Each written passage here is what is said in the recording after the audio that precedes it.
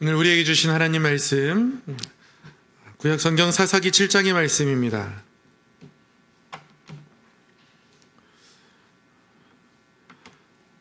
사사기 7장 15절에서 18절까지의 말씀.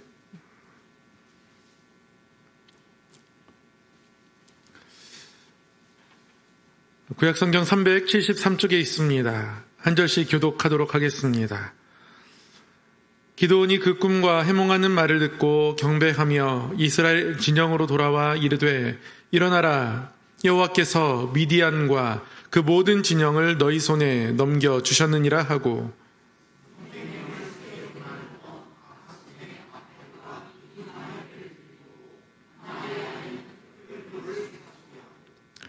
그들에게 이르되 너희는 나만 보고 내가 하는 대로 하되 내가 그 진영 근처에 이르러서 내가 하는 대로 너희도 그리하여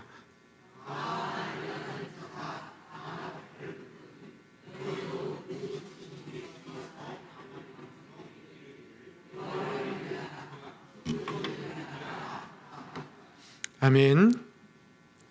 오늘도 말씀을 배우고 말씀을 또 따라가고 말씀에 비추어서 우리의 삶이 우리 주님을 점점 닮아가는 우리 예수 그리스도의 그 장성한 분량에 이르는 은혜 있기를 간절히 소망합니다. 오늘은 사사기 7장의 말씀을 통해서 사사 기드온의 전쟁에 대해서 함께 말씀을 공부해 보도록 하겠습니다. 이스라엘의 사사들에 대해서 함께 공부하고 있습니다. 첫 사사 온니엘, 두 번째 사사 왼손잡이 에훗, 소모느 막대기로 블레셋 군대와 대적했던 삼갈, 그리고 바락과 함께 용맹하게 싸우고 하나님의 뜻을 수행했던 여자 사사 드보라 이야기까지 함께 공부를 했고요. 지난주에는 기드온을 부르시는 장면들을 공부하면서 기드온이 어떤 사람인지 잠깐 살펴보았습니다. 잠깐 복습을 해보면 기드온은 요아스의 아들이었습니다. 요아스는 오브라라는 지역에 살고 있었고요. 그곳에는 사람들이 모이는 상수리 나무가 있었습니다. 그리고 바알 제단도 그곳에 있었습니다. 상수리 나무가 있는, 그러니까 사람들이 모이는 곳이 요아스에게 속해 있었다라는 것은 단순히 그의 사유재산이 토지가 오브라였다라는 것을 말하는 것이 아니라 그 마을의 중심 인물이었다, 리더였다, 그런 뜻입니다. 그런 가정에서 기드온이 자라고 있었습니다. 그런데 기드온은 굉장히 조심스럽고 겁이 많은 사람이었습니다. 그러한 장면을 포도주 틀에서 밀을 타작하는 모습을 통해 보여주죠. 물론 기드온의 모습이 그러할 수밖에 없었던 것은 미디안과 또 아말렉, 여러 동방의 사람들의 연합군이 워낙 강력했고 그들이 이미 차지하고 있는 땅들이 워낙 넓었기 때문에 그렇습니다. 가축을 키우기 좋거나 먹이기 좋은 것들은 늘 이 사람들이 와서 차지하고, 그래서 이스라엘 사람들은 늘 산지로 밀려날 수밖에 없어서 동굴에서 생활하고요. 이들이 없을 때쯤에는 간신히 어쩌다 한번 내려가 보며 이렇게 숨어 지내듯 지내야 했던 거죠. 그런 기드온을 하나님께서 부르십니다. 하나님께서 기드온을 통해서 일하고자 하십니다. 그러나 기드온의 마음에는 이미 회의가 가득했습니다. 하나님 우리와 함께 계시면 어찌 이 모든 일이 이렇게 되었겠습니까? 옛날에 하나님께서 기적으로 우리 조상들을 인도하셨다고 하는데 그러한 기적은 조금도 없습니다. 하나님께서 우리를 버리셨기 때문에 그래서 우리가 지금 미디안 손 아래에서 이런 모습으로 살아가는 것 아닙니까? 하지만 하나님은 이런 회의에 가득 찬 기드온을 통해서 너의 힘으로 이 백성을 구원하도록 내가 너를 세울 것이다 말씀하시지만, 그러나 거듭거듭해서 기드온은 나는 므낫세 중에 약합니다. 그리고 나는 내 아버지 집에서도 가장 작은 자입니다. 그렇게 말하죠. 그러나 오브라 상수리나무 있는 그곳에서 지내고 있는 이 기드온의 집안은 결코 약한 집안이 아닙니다. 그리고 기드온에게 딸린 10명의 종이 있는 것으로 보아서도 기드온은 결코 그 집안에서 작은 자는 아닙니다. 겁이 많기 때문에 하나님 앞에서 주저주저 하게 되는 거죠. 그럼에도 불구하고 하나님이 기드온을 세우고자 하실 때에 기드온은 표징을 구합니다. 하나님, 그러면 정말 하나님이신지, 하나님이 보내신 건 맞는지 표징을 좀 보여주십시오. 그래서 여호와의 사자를 통해서 하나님이 표징을 나타내십니다. 고기와 무교병을 준비하게 하죠. 국도 준비하게 합니다. 그리고 그 고기와 무교병에 국을 붓게 합니다. 근데 여호와의 사자가 지팡이를 그 고기와 무교병에 가져다 대자 국을 부은 그곳에 불이 달아올라서 불이 모든 것을 태우게 됩니다.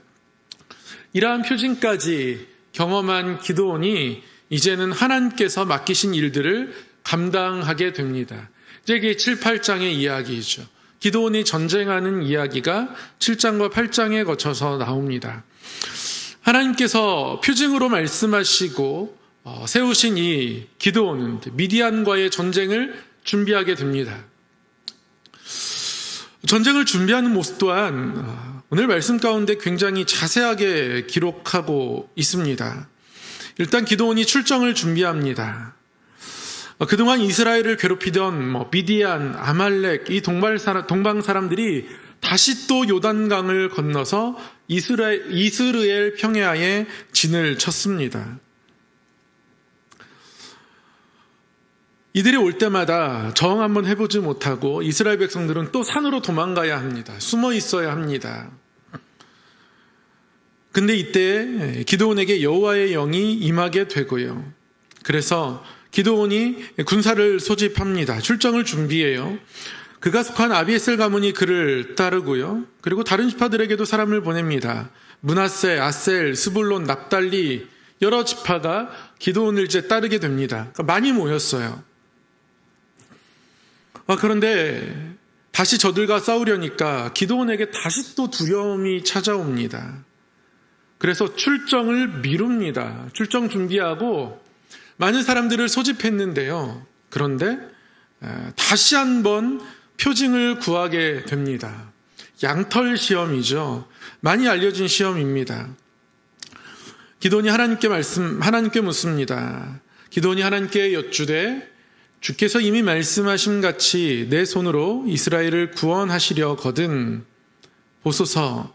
내가 양털 한 뭉치를 타작마당에 두리니 만일 이슬이 양털에만 있고 주변 땅은 마르면 주께서 이미 말씀하신 같이 내 손으로 이스라엘을 구원하실 줄을 내가 알겠나이다 하였더니, 이게 표징을 구하는 기드온의 말이었습니다. 여러분, 기드온의 이 말 속에서 기드온의 어떤 뉘앙스 같은 게 좀 느껴지십니까? 기드온은요, 자기가 중요합니다.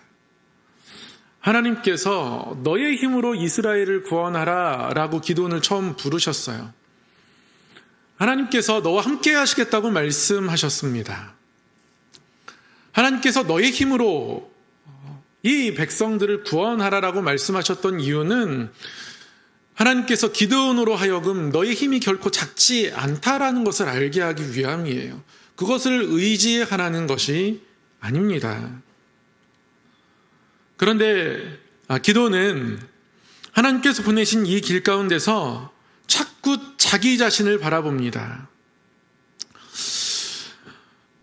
이 전투에서 승리를 하기 위해서 내 손으로 이스라엘을 구원하는 이 모든 일들이 좀 나타나려면, 나의 활약상이 나타나려면 너무 불안한 거예요.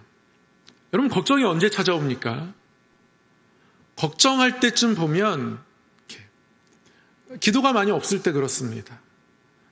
기도하지 않으면 걱정이 찾아와요. 인간적인 생각이 굉장히 빠르게 먼저 찾아오게 됩니다. 우리는 육신을 가지고 이 땅을 살아가게 되면서부터 우리의 눈에 보이는 것들을 의지하는 습성을 자동으로 습득하게 됩니다.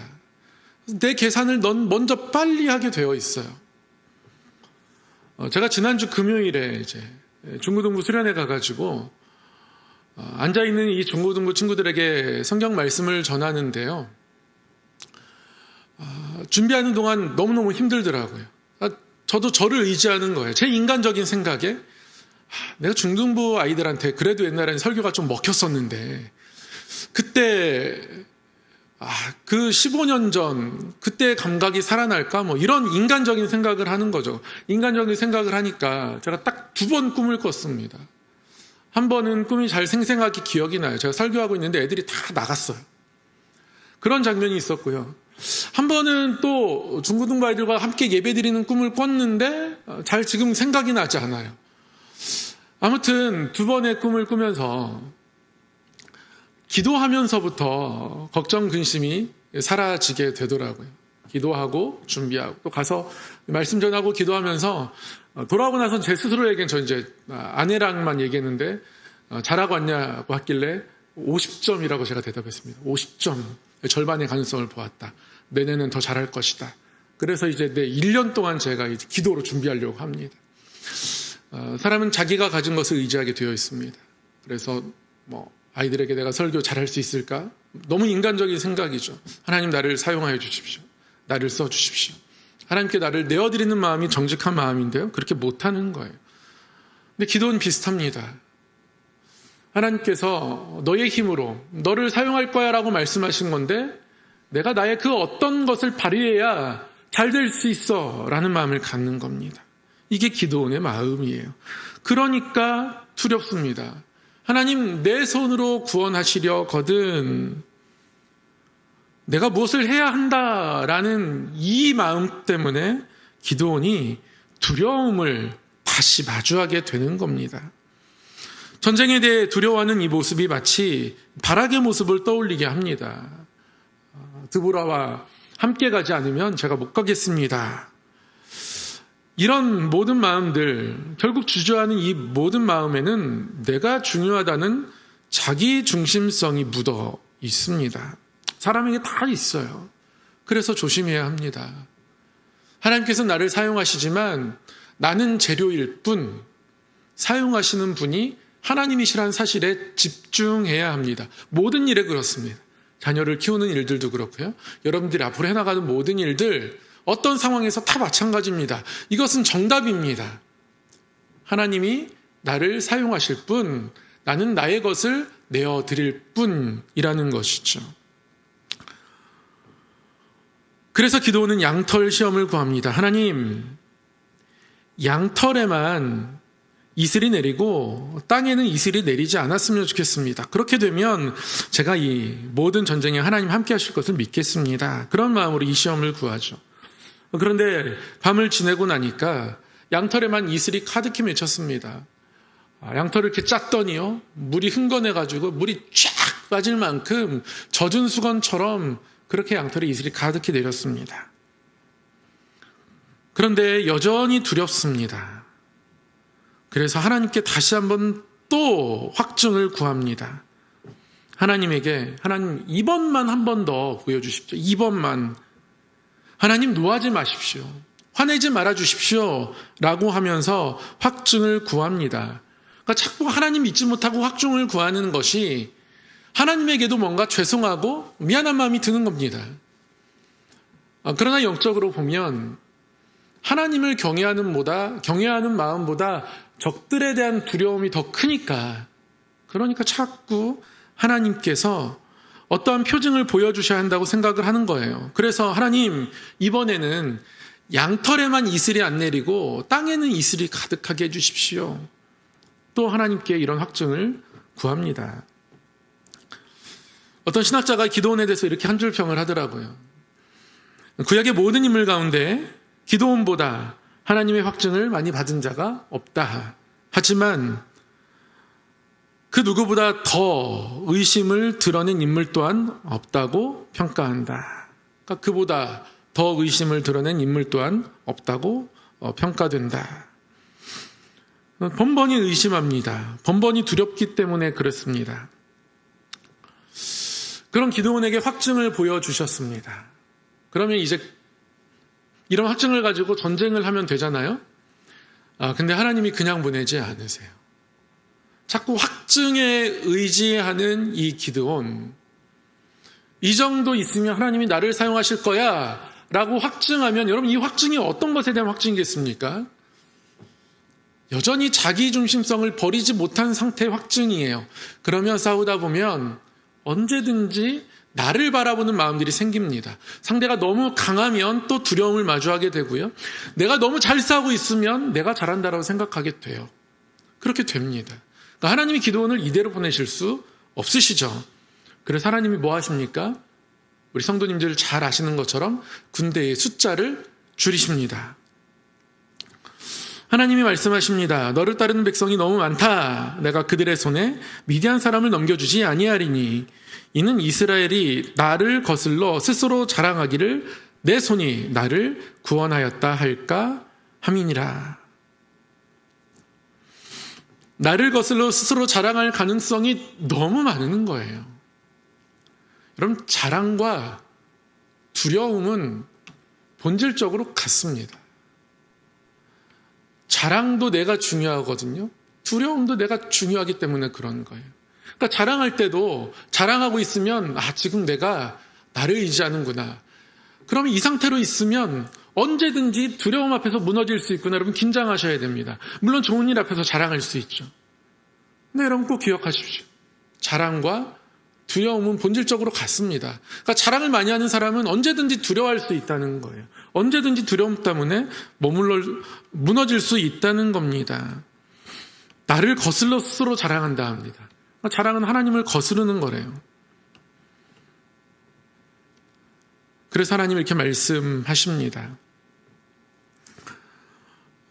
하나님께서 이스라엘 백성들을 이대로 전쟁에 내려보낼 수 없어서 스스로 자랑할 수 있는 마음을 제하시기 위해서 그래서 하나님은 지금 숫자를 줄이실 수밖에 없는 겁니다. 그들의 속마음을 그대로 투명하게 우리 하나님 바라보고 계십니다.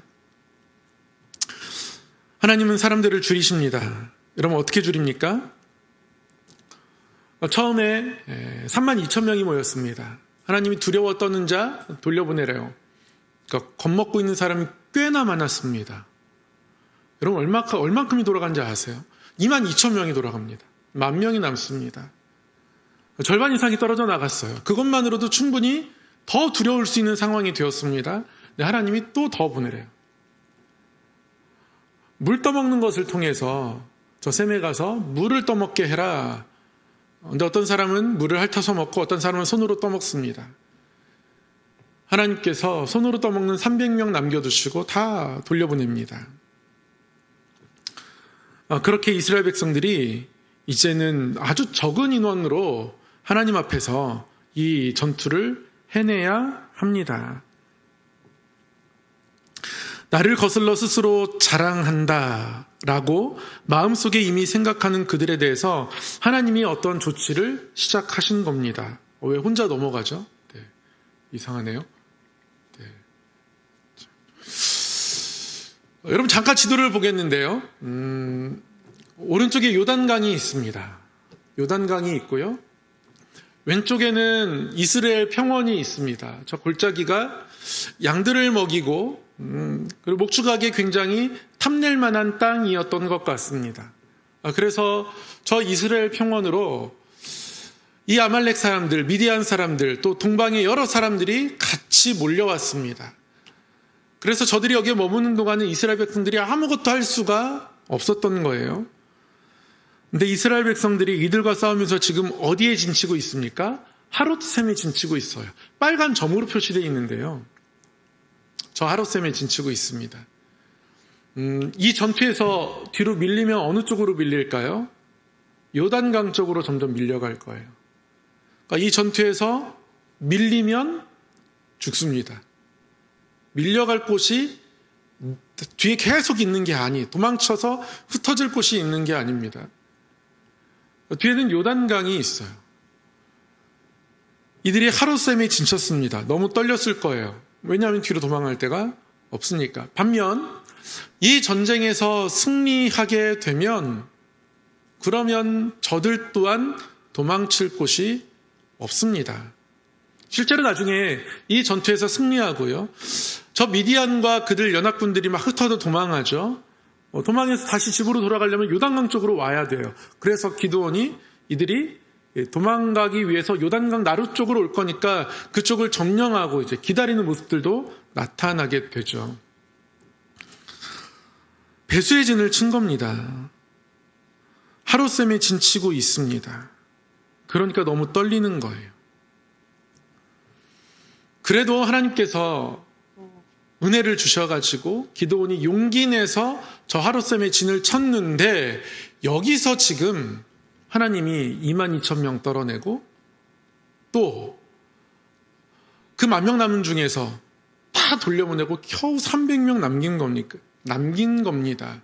그런 이들이 얼마나 떨렸겠습니까?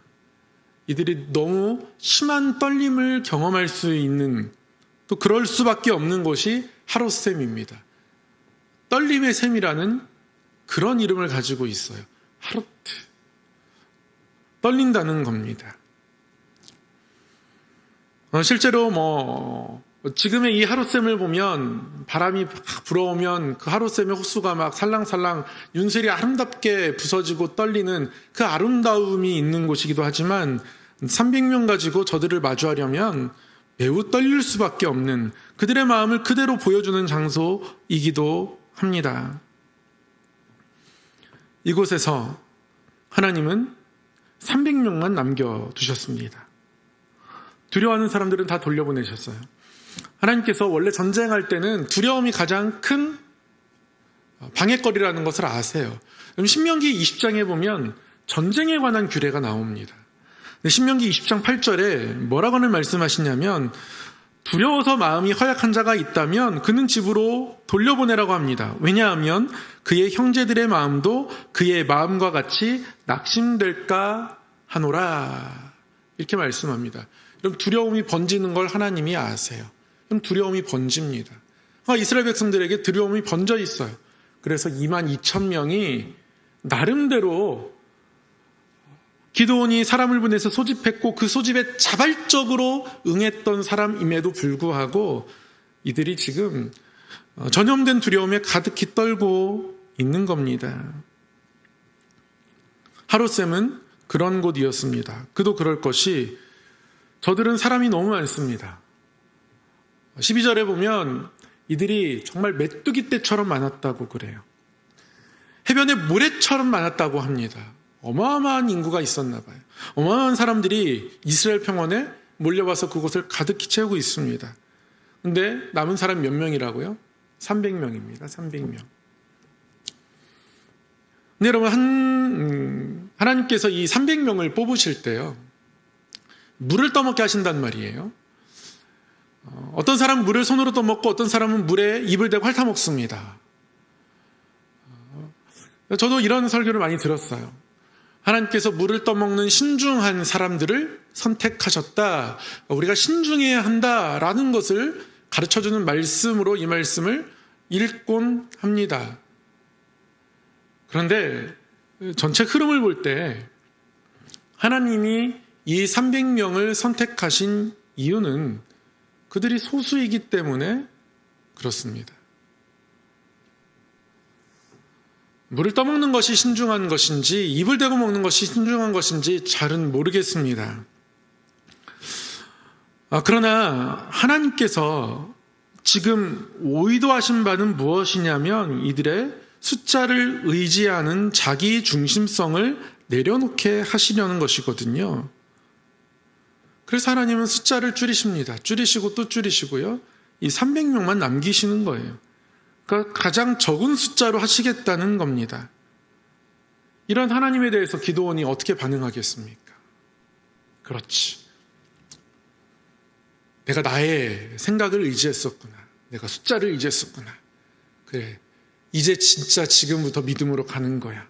이런 결심을 했으면 좋았을 텐데 기드온이 다시 두려워합니다. 이것 때문에 다시 두렵게 되었어요.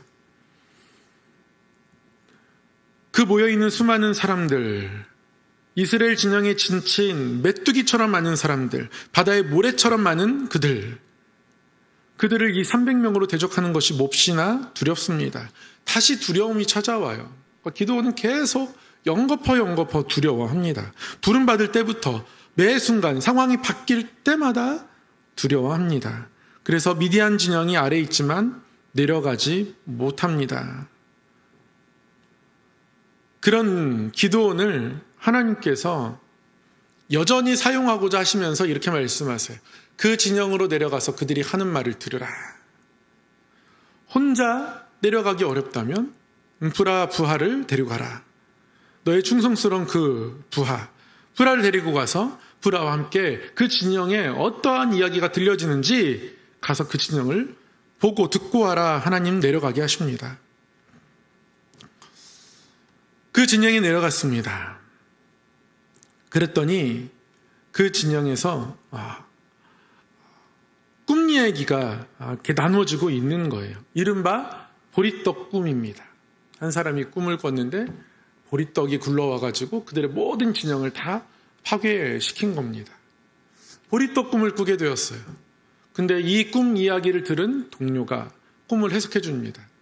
기드온에 대해서 어떻게 알았는지, 이미 기드온에 대한 어떤 두려움들이 있었는지, 그것은 기드온의 칼이다. 기드온 때문에 결국 우리가 패배할 것이다. 라는 꿈 해석을 서로 나누고 있는 겁니다.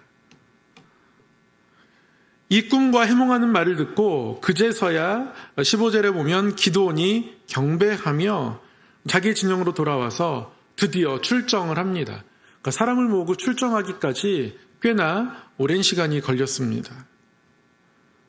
꿈 이야기를 듣고서 기드온이 출정을 하게 되는 거예요. 그제서야 기드온이 전쟁하게 됩니다.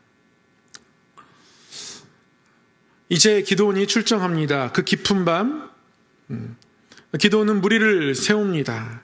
그리고 그들에게 항아리, 그리고 횃불, 나팔 이런 것들을 준비하게 하죠.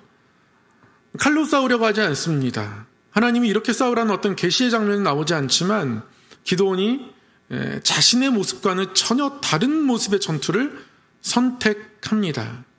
여러분, 이게 정말 놀라운 장면이에요. 저는 기드온의 이 전쟁 준비를 묵상하면서 하나님이 이렇게 준비하라는 어떠한 명령도 없는데 정말 기드온답지 않은 기드온의 전쟁 준비의 모습을 보게 되더라는 것이죠. 기드온이 가서 이렇게 외치라고 합니다. 나중에 기드온의 칼, 이 단어를 꼭 집어넣어서 외치고 싶은 마음이 그에게 있었는지 여호와의 칼이여, 기드온의 칼이여, 이 하나님의 칼과 자신의 이름을 넣은 기드온의 칼, 이것들을 외치라고 합니다. 물론 이 외침 속에는 이중성이 있습니다. 어떠한 마음이 있냐면 드디어 이 기드온의 칼과 여호와의 칼이 일치된 느낌이 있는 거예요. 내가 이제 내 칼이 드디어 하나님의 칼과 같은 방법이 되었다. 내 생각이, 내가 두려움을 이기는 나의 방법이 지금까지 쌓아왔던 어떤 방법이 아니라 하나님의 방법으로 일치되었다라는 것이 있고요. 그럼에도 불구하고 한번 이렇게 하나님의 뜻을 따랐다 해서 그것이 그 사람의 앞으로의 삶의 모습에서도 계속 지속된다는 지속을 담보하지는 못한다. 드보라는 자신의 이름을 내걸지 않았거든요. 그러니까 기도하는 지금 하나님 앞에 온전한 순종으로 이 순간을 드리고 있지만, 그러나 지금까지 잘해도 내일을 어떻게 또 살아갈지, 내일 또 어떤 두려움이 찾아올지 그것들을 담보할 수 없는 기드온의 자기 중심성을 함께 보여주는 말씀이라는 거예요. 제가 하나님 앞에서 스스로 물론 깨어있고자 그렇게 스스로에게 표현하는 것이기도 하지만 가끔 저희 부목사님들과 식사하면서 그런 얘기 합니다. 어떤 일들을 준비하거나 진행하면서 지금까지 나름대로 순적하게 진행되었다 할지라도 그래도 마음 놓지 말자는 그런 뜻으로 암벽 등반이야. 지금까지 잘 올라왔어도 한 번 미끄러지면 끝이야. 이렇게 표현을 합니다. 저는 그렇게 생각하고 그렇게 스스로를 다독이려고 해요. 그래야 긴장을 놓치지 않고 그래야 하나님을 끝까지 의지할 수 있으니까 그렇게 스스로 표현하고 스스로를 다독입니다. 여호와의 칼이여, 기드온의 칼이여 라고 외치겠다라고 기드온은 생각을 하고 전쟁을 준비하고 있습니다. 그리고 백성들에게도, 함께한 사람들에게도 내가 하는 대로 따라 외쳐야 해 라고 하면서 우리는 그곳에서 여호와의 칼, 기드온의 칼을 외칠 거야 라고 이야기합니다. 무기를 준비하지 않는 모습 속에서 기드온의 칼과 여호와의 칼이 일치되었다는 것을 볼 수가 있습니다. 그가 준비한 이 세 가지, 나팔, 횃불, 항아리는 지금의 기드온의 놀라운 변화의 모습을 보여준단 말이에요. 여호와의 칼과 기드온의 칼이 하나 되었다. 더 이상 두려움이 없다. 그리고 이 전쟁에서 승리합니다. 300명 갖게 되지 않지만 그들이 성경에는 이경이라고 기록되어 있죠. 우리나라에서 이경이라고 하면 9시부터 11시까지입니다. 원문에는 한밤중의 첫 시간이라고 이렇게 연결해요. 한밤중으로 여겨지는 그 한밤중의 첫 시간. 대충 이제 번역하시는 분이 그러면 9시에서 11시가 아니겠는가. 이게 한밤중의 시작이 아니냐. 밤의 시작. 그럼 청소년들은 밤의 시작이 1시입니다. 12시까지는 초저녁이더라고요. 아무튼 이 깊은 밤 근무가 교대되는 이 시간을 선택해서 이 나팔, 횃불, 항아리 이거 들고 전쟁에서 승리합니다. 여호와와 기드온의 칼이여, 이 외침을 가지고 횃불 들고 나아갔을 때에 그들이 깜짝 놀랐습니다.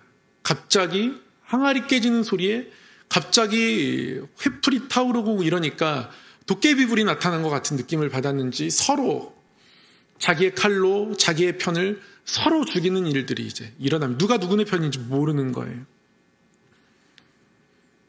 그리고 미디안과 아말렉 또 동방 사람들의 연합군을 이끌던 2명의 장수가 죽임을 당하게 됩니다.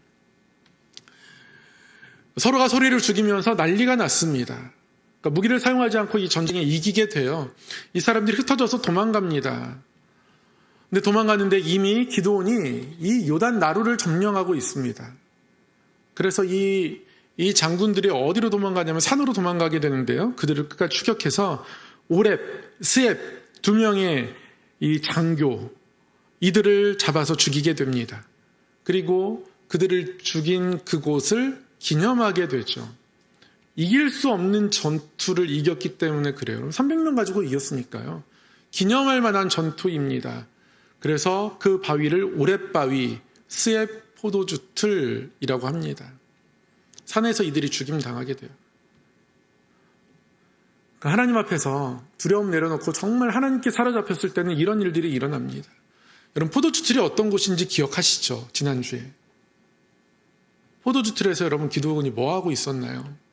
밀타작하고 있었어요. 타작마당에 가서 타작할 수가 없어서 그 포도주 틀에서 그 좁은 데서 먼지 다 마셔가면서 그렇게 타작하고 있었던 겁니다. 그렇게 소심하고 겁이 많았고 또 하나님에 대한 회의로 가득 찼던 그곳. 하나님이 우리를 버리셨으니까 기적도 안 나타나는 거지. 이렇게 돼 있는 거지. 그렇게 하나님에 대한 회의마저 가득 찼던 그곳에서 하나님은 상대편의 2 장수를 죽게 하십니다. 그리고 이 순간을 기념하길 원하셔서 오렙바위라고 스엡 포도주 틀이라고 이 전쟁의 승리를 기념할 수 있는 어떤 이름들이 주어집니다. 나중에도 이 전투는 계속해서 이스라엘 백성들에게 끊임없이 회자됩니다. 그래서 하나님께서 이사야서에서도 하나님의 어떤 회복을 말씀하시면서 이사야 9장 4절에 보면 하나님이 이스라엘 백성들을 구원하실 것에 대해서 어떻게 표현하시냐면 이는 그들이 무겁게 맨 멍에와 그들의 어깨의 채찍과 그 앞지자의 막대기를 주께서 꺾으시되 미디안의 날과 같이 하셨음이니이다. 이날 이야기하는 거예요. 이런 이사야 10장을 읽으면 아수르를 하나님께서 벌하실 것이다 말씀하시는데 아수르에 대한 심판을 말씀하시면서 이렇게 표현하세요. 만군의 여호와께서 채찍을 들어 그를 치시되 오렙바위에서 미디안을 쳐 죽이신 것 같이 하실 것이며 막대기를 드시되 바다를 향하여 애굽에서 하신 것 같이 하실 것이라. 그러니까 이 오렙바위에서 이들의 장수까지 죽이게 된 이 전쟁이 홍해 전투와 비견 견주어질 만큼 그만큼 위대한 전투였던 겁니다. 이 전투 시편에서도 노래됩니다. 하나를 소개해드리면 시편 83편 9절 주는 미디안인에게 행하신 것 같이 기손 시내에서 시스라와 야빈에게 행하신 것 같이 그들에게도 행하소서. 이스라엘을 압제하는 어떤 악인에 대해서 심판을 구하면서 미디안인에게 행하시는 것처럼, 그러니까 이날을 생각하고 묵상하면서 노래하는 겁니다. 이게 시편의 찬양입니다. 말씀을 정리하겠습니다. 여러분, 사람에게는 누구나 두려움이 찾아오는 순간이 있습니다. 번번이 찾아옵니다. 엄청난 두려움이 아니더라도요, 걱정이 커지는 순간들이 다 있습니다. 그러니까 나라는 존재에게 많은 책임과 역할을 지울수록 그런 순간들이 많아지고요, 그 두려움들이, 걱정이 더 커지게 돼요. 그러나 우리가 생각할 것은요, 여러분, 두려움이 신앙의 반대는 아닙니다. 두려움 속에서도 하나님을 바라보는 것, 흡사 표징이 필요할 만큼 두려움이 크고 하나님에 대한 믿음보다 두려움이 크다 할지라도 그래도 그 순간 하나님을 바라볼 수만 있다면 그것 또한 여러분 믿음입니다. 그리고 그 작은 믿음 가운데 두려움이 믿음을 누리려 하지만 하나님 바라보면서 이 두려움이 오히려 믿음을 연습하는 기회가 되죠. 하지만 두려움 때문에 포기하게 된다면, 혹은 열정이나 열심을 잃게 된다면 그때는 그것이 믿음이 시들고 있다는 그런 표지가 된다고 할 수 있습니다. 두려움은 누구에게나 있거든요. 두려움이 있을 때, 걱정이 있을 때 내가 믿음이 없어서 걱정한다, 스스로 너무 자책하지 마시고요. 저도 걱정 많이 합니다. 이렇게 정교인 수련회 이렇게 앞두고 있잖아요. 원로 목사님 걱정하시더라고요. 연휴가 껴서 어떻게 하냐고. 제가 대답할 때는 괜찮습니다, 목사님. 안 오는 사람들이 손해죠. 제가 진짜 이렇게 대답했거든요. 근데 속으로는 걱정해요. 안 오시면 어떻게 하지? 안 오시면 어떻게 하지? 이렇게 걱정합니다. 자녀들 키우면서도 여러분 걱정합니다. 걱정이 돼요. 그러나 걱정이 우리 가운데 있는 것이 믿음이 없어서 그런 게 아니더라고요.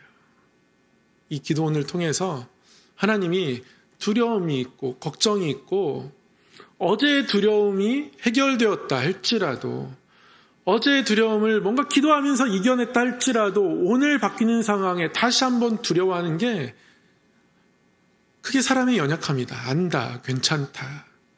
그래도 끝까지 나를 구하는 것이 그게 믿음이다 라고 하나님 말씀하십니다. 또 걱정이 찾아오겠지만 또 구하고, 또 걱정에 눌리지만 또 구하고, 또 구하면서 계속 하나님 앞에 나아가면 그것이 결국 믿음의 성장이 됩니다. 그 믿음 가운데서 여호와의 칼과 기드온의 칼이 하나로 합하여지는 역사들이 우리 삶 가운데 있기를 소망합니다. 내 방법들을 내려놓고, 내가 가진 것들을 좀 내려놓고, 하나님께서 한 번도 해보지 않은 것들에 대해서 도전하게 하고, 또 잘 못할 것 같은 일들에 대해서 한번 해보게 되고, 그렇게 항아리 들고 횃불 들고 나아가는 것들을 결심하게 되는 일들이 우리 가운데도 분명히 일어나게 될 줄 믿습니다. 또한 그 이후에도 우리에게는 기드온의 칼이 더 커지는 순간, 그래서 기드온의 칼이여, 여호와의 칼이여 라고 외치며 살아가려는 관성들이 또 찾아오겠죠. 그때도 여러분 믿음이 없는 게 아닙니다. 다시 한번 하나님 바라볼 수 있도록 우리의 마음을 하나님으로 추스리면 됩니다. 이런 것들이 쌓여지면 하나님 앞에 굳건한 믿음을 가진 자가 될 거라 분명히 믿습니다. 그런 마음을 가지고 이 땅을 하나님의 방법대로 살아가기를 더욱 소망하면서 기도하시기를 바랍니다. 사랑의 하나님 아버지, 우리 이 땅을 살아가면서 나의 방법, 세상의 가치관, 그렇게 내 이름으로 내 손에 붙들려 있는 칼을 들고 살아갑니다. 하나님, 그러나 여호와의 칼, 하나님의 방법, 하나님의 승리의 싸우심, 이것들에 내 모든 생각과 마음들이 맞추어지며 이 땅을 살아가기를 원합니다. 하나님, 늘 말씀으로 우리에게 깨우쳐 주시고 하나님의 뜻을 깨닫는 지혜를 주셔서 우둔하고 어리석게 살아가지 않게 하시고 또 너무 세상의 것들에 매여서 또 두려워서 떨며 살아가지 않게 하시고 담대하게 살아가도록 인도하여 주시옵소서. 그 가운데 하나님의 일하심을 경험하는 우리의 가정이 되게 하시고 일터가 되게 하시고 우리 교회가 되게 하시고 이 나라 이 민족 되게 하여 주시옵소서. 우리 주 예수님 이름으로 기도드립니다. 아멘.